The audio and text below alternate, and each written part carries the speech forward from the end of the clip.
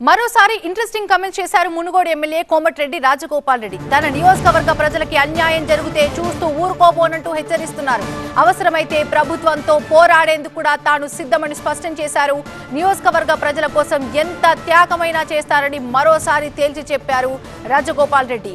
పార్టీలో చేరినప్పుడు తనకు మంత్రి పదవి హామీ ఇచ్చారని, ఆలస్యమైనా సరే పర్వాలేదు కానీ ఇచ్చిన మాట కోసం ఎదురు చూస్తానన్నారు రాజగోపాల్ రెడ్డి. అవసరమైతే వేరే మంది అయినా సరే ఎటువంటి పెద్ద కార్యక్రమాలు చేసేందుకు మీరు కూడా తయారు ఉండండి.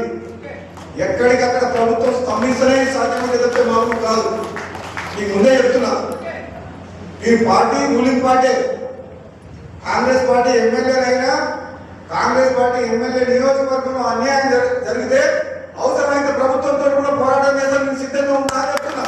గతంలో నేను ఎమ్మెల్యే ఉన్నప్పుడు బీఆర్ఎస్ ప్రభుత్వంలో ఈ ప్రాంతానికి అన్యాయం జరిగితే అసెంబ్లీ సాక్షిగా ఎంత చెప్పినా వినకపోతే నా రాజీనామా చేసి మొత్తం ప్రభుత్వమే మునుగోడు ప్రజల కాళ్ళకాయ తీసుకొచ్చిన అని చెప్పిన. ఆ రోజు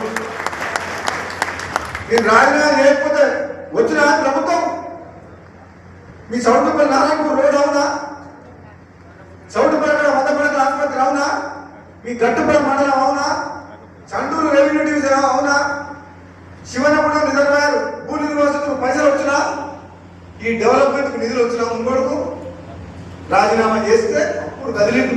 అప్పటిదాకా లెక్క చేయలే. మొన్న లక్షమ్మపురం సబ్ స్టేషన్ ఒకటి చెప్పిన,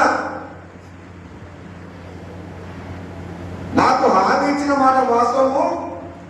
తిరిగి కాంగ్రెస్ పార్టీలో చేరినప్పుడు మంత్రి పదవి ఇస్తానని, అది ఆలస్యమైనా పర్వాలేదు, మీరు ఎదురు చూస్తా, ఓపిక ఉంది, నాకు అన్యాయం జరిగినా పర్లేదు కానీ మునుగోడు ప్రజలకు అన్యాయం జరిగే ఏ పని చేసినా సరే నా నిర్ణయం ఎంత దూరమైనా పోతా